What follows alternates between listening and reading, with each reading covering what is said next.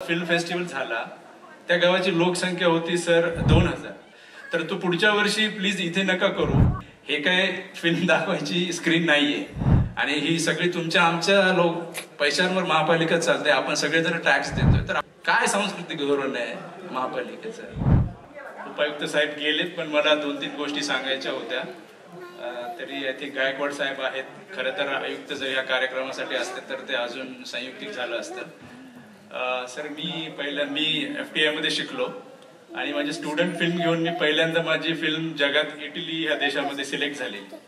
त्यांनी मला फिल्म फेस्टिवलसाठी बोलवलेलं. ज्या गावात फिल्म फेस्टिवल झाला त्या गावाची लोकसंख्या होती सर 2000 आणि त्या फेस्टिवलचं आयोजन करत होतं तिथलं राज्य सरकार, लोकल बॉडी, ग्रामपंचायत, ह्या सगळ्या गोष्टी. मला सातत्याने वाटायचं की आपल्या इकडे अशा गोष्टी का होत नाहीत. आणि पिंपरी चिंचवड ही तर आशियातली सगळ्यात रिचेस्ट महापालिका आहे. खरं तर आता म्हणजे ह्या फेस्टिवल यावर्षी हॉलमध्ये झाला, म्हणजे नाट्यगृहात. तर तू पुढच्या वर्षी प्लीज इथे नका करू, थिएटर घ्या. PVR वगैरे खूप सारे थिएटर शहरात आहेत. जर त्या ठिकाणी ती जर कला सादर झाली तर ती अजून हे होईल. म्हणजे खरं तर हे जी LED स्क्रीन आहे, हे काय फिल्म दाखवायची स्क्रीन नाहीये ऍक्च्युली. पण कारण फिल्म मेकर एवढे वर्षभर राबून त्यांची कला सादर करतात, ती जर ती योग्य मंचावर जर झाली तर त्यांनाही त्या सगळ्या गोष्टींचा आनंद होईल. आणि जर महापालिकेनं अजून खरं तर ही वर्षभर काम करण्याची प्रोसेस आहे सर. आता मी जर्मनीतल्या एका स्टुटगार्ट इंडियन फिल्म फेस्टिवलला ऍज अ एम्प्लॉई म्हणून काम केलंय. मी तिथं असिस्टंट प्रोग्रामिंग म्हणून जॉब करायचो. भारतीय फेस्टिवल करतात जर्मनीमध्ये, पण पूर्ण काळाचा एम्प्लॉई होतो मी. म्हणजे पूर्ण वर्षभरासाठी काम करायचो. ऑफिसमध्ये मला सॅलरी मिळायची जर्मन स्टँडर्ड नुसार. 3 लाख रुपये महिन्याला सॅलरी मिळायची. मला वाटत नाही की इथल्या आयोजकांना म्हणजे 300 रुपये तरी प्रॉफिट होत असेल की काय, कशासाठी करतोय. खरं तर लोकांची पॅशन आहे, त्या पॅशनला आपल्या सगळ्यांचं काम आहे की आपण त्यांना सपोर्ट करायला पाहिजे. मी सर नांदेड सारख्या छोट्या शहरातून आलो. मी पुण्यात जेव्हा आलो सर, तेव्हा मला खऱ्या अर्थाने फिल्म काय असतं, फिल्म मीडियम हे काय आहे ते मी पुणे आंतरराष्ट्रीय चित्रपट महोत्सव अटेंड केला, त्यानंतर कळायला लागलं. जेव्हा मी FTI मध्ये गेलो किंवा मी FTI ची एंट्रन्स द्यायचो, मी सर 7 वेळा एंट्रन्स दिली FTI ची. तेवढ्या वेळात जर मी सिव्हिल सर्व्हिसेस वगैरे जर तयारी केली असती नंतर काहीतरी अधिकारी डेफिनेटली झालो असतं. पण काय ह्याचं कारण काय की मला खूप उशिराने गोष्टी कळाल्या. मला सत्यजित राय नावाचा फिल्म मेकर पुण्यात आल्यावर कळाला. नांदेडमध्ये काय तेलुगू सिनेमे, बॉलिवूड आणि टीव्हीचा नुसता भडीमार, त्याच्यात खऱ्या अर्थानं फिल्म मीडियम समजून घेऊन अभ्यास करणारे जे कलावंत आहेत ते काहीतरी समाजाचं प्रतिबिंब दाखवतात. अशा सिनेमांना व्यासपीठच नाही. आणि चित्रपट महोत्सव त्यासाठीच व्हायला पाहिजे. इकडे बसताय का? आणि अमेरिकेसारख्या देशात सर 5000 चित्रपट महोत्सव होतात. 5000. आता काय भारतामध्ये काय सांगायचे 2-4 नाव आहेत. इफ्फी झालं, मामी झालं, पीफ झाला, तिकडे धर्मशाळेला एक होतो, खतम. काही नाही. एवढ्या देशात 140 करोड लोकसंख्या, एवढे 1000 चित्रपट ह्या देशात दरवर्षी बनतात. आपलं आंतरराष्ट्रीय रिप्रेझेंटेशन कुठे आहे? कारण कलेच्या माध्यमात म्हणजे सिनेमा या आर्टच्या माध्यमात आपण तसे खूपच कमी आहोत. फिल्म स्कूल पण तेवढे नाहीयेत. तर चित्रपट महोत्सव खरं तर ती क्रांती करू शकतात. मला म्हणजे मी इन्स्पायर झालो. पहिल्यांदा मी अकी कोरोसमाकी नावाचं फिनिश फिल्म मेकर आहे, त्याची फिल्म मी पीफ मध्ये पाहिली. मला वाटलं की अशा प्रकारच्या फिल्म्स असतात त्या तुम्हाला रेअरली, म्हणजे इकडे त्यांना डिस्ट्रीब्युशन एवढं मिळत नाही, त्या थिएटरला लागत नाहीत. त्यासाठी चित्रपट महोत्सव महत्वाचा आहे. तो अजून ताकदीने व्हायला पाहिजे. खरं तर आता खूप उशिरा झाला. आता आपण यायच्या काळात चाललोय, नवीन टेक्नॉलॉजी येते आणि आता आपण कुठेतरी हे चालू करतोय. आपल्या पंतप्रधानांचे विजन आहे भारत महासत्ता झाला पाहिजे. तर तो महासत्ता हा सगळ्याच बाजूने झाला पाहिजे. नुसतीच पैसे किंवा भौतिक गोष्ट येऊन ते नाही होणार ना.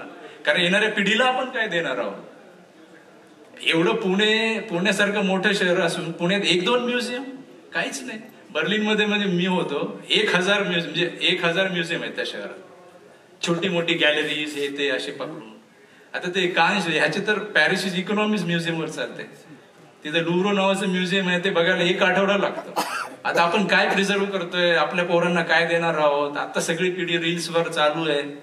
मायबाप मोबाईल देतात, पोरगे शांत होतात. पण आता ते कुठे नेतोय आपण या सगळ्यांना. तर ही आपल्या सगळ्यांची जबाबदारी आहे. हा फेस्टिवल नुसतंच 1 आठवड्यापुरता न होता, म्हणजे ह्याचे जे आयोजक आहेत बिचारे खूप मेहनतीने काम करतात. मी खूप क्लोजली ओळखतो, म्हणजे दत्ता ह्या सगळ्यांना, ह्या चित्रपटाच्या आयोजनामध्ये माझा सहभाग होता. तर 3ऱ्या वर्षापासून हा फेस्टिवल होतोय. हे 3रं वर्ष आहे. पण त्या दत्ताने त्यांनी सर ते कर्जबाजारी आहे तिथे अविनाश कांबेकर म्हणून हे आयोजक होते. ह्या मुलांनी म्हणजे खरं ह्या ते कर्जबाजारी आहेत. त्यांनी 2-3 लाख रुपये फर्स्ट एडिशनला घातली सर. आता तरी पण मला त्यांना दाद द्यायला पाहिजे की तरी त्यांच्या ती एनर्जी हे फेस्टिवल करायची. तर आपल्या सगळ्यांचं काम आहे की हे होणं.